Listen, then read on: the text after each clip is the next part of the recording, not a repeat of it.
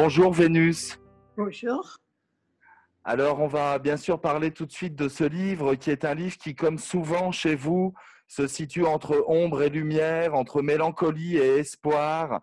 C'est un livre où finalement la mort rôde beaucoup, mais qui est aussi un livre qui est traversé par la vie, par le désir de vivre, d'aimer, d'écrire. Est-ce que vous pouvez peut-être nous parler de ces deux dimensions du livre? C'est un livre qui est né il y a 2 ans. Quand j'ai été, vu mon âge, j'ai été me commander une concession dans un très beau, très beau cimetière parisien, parce que je n'ai personne pour s'occuper de moi après ma mort.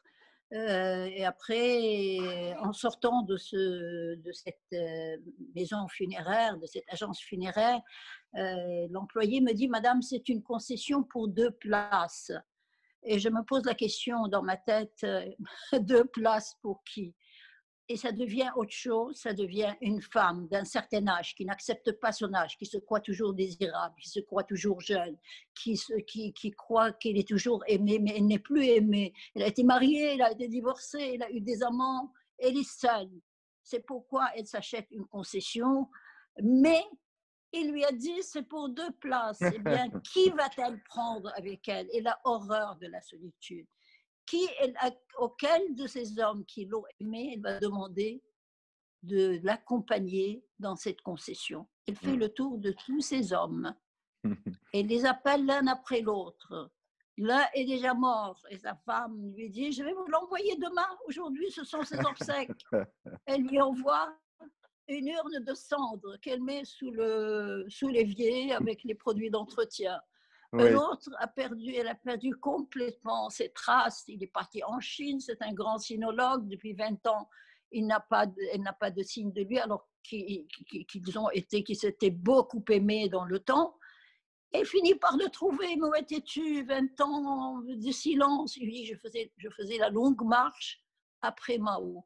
Il a Mmh. fait les 12 000 kilomètres à pied pour faire comme Mao. Il est devenu un peu fou, un peu dingue, un peu cinglé.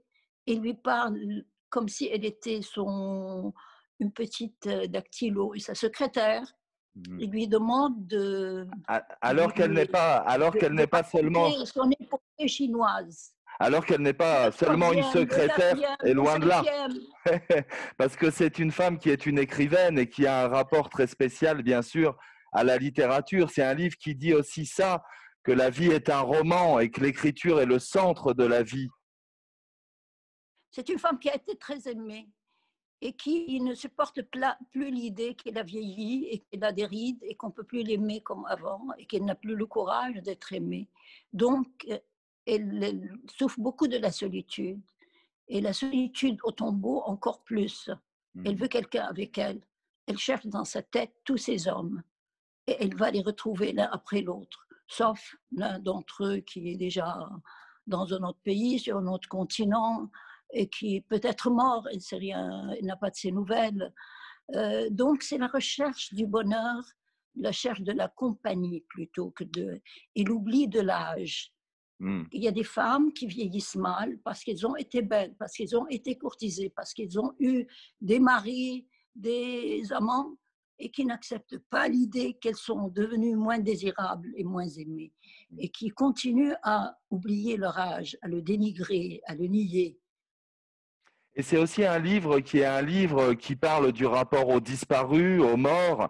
Et il y a plusieurs biais pour y aller. Il y a les chats, il y a les rêves, et puis il y a la littérature. Il y a certainement la littérature parce que c'est la chose la plus importante chez moi, c'est mon objectif premier en écrivant. Je viens de la poésie où j'ai beaucoup publié et je ne supporte pas l'écriture plate. Il faut qu'il y ait une écriture un peu dense. Donc il y a l'écriture, il y a surtout l'humour.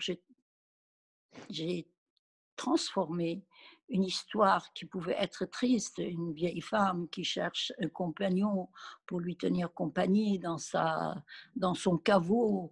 Elle veut les appâter. Ils lui disent: «Dans le plus beau cimetière de Paris, le plus luxueux, j'ai payé très cher, j'ai même mis du marbre de Carrare». Elle veut les séduire. Mais Personne n'a envie de venir avec elles finalement, ou ils sont avec leurs femmes, ou ils ont disparu dans la nature.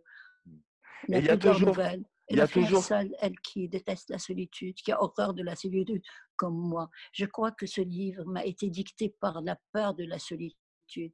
Je suis très seule depuis que j'ai perdu mon dernier compagnon, mais j'ai la compagnie de quelqu'un de magnifique qui est un chat. Vous avez parlé du chat. Une caramel vaut tous les hommes de la terre. Non seulement elle me tient compagnie, elle me tient chaud, elle se met sur mes pieds et je l'ai tout de suite, je n'ai plus froid aux pieds. Elle me parle, nous avons un langage pendant les confinements. Je lui parlais et elle répondait, je comprenais par son miaulement si elle était d'accord ou si elle n'était pas d'accord. Donc c'est sur les chats, l'amour des chats, sur la mort transformée en humour, sur les hommes qui ne durent pas, sur l'amour qui ne dure pas, sur l'amour qui, euh, qui s'effiloche avec le temps, les hommes qui nous ont aimés, oublient qu'ils nous ont aimés, la femme qui était belle veut oublier qu'elle n'est plus belle, la femme qui a été jeune et désirable veut oublier qu'elle n'est plus désirable.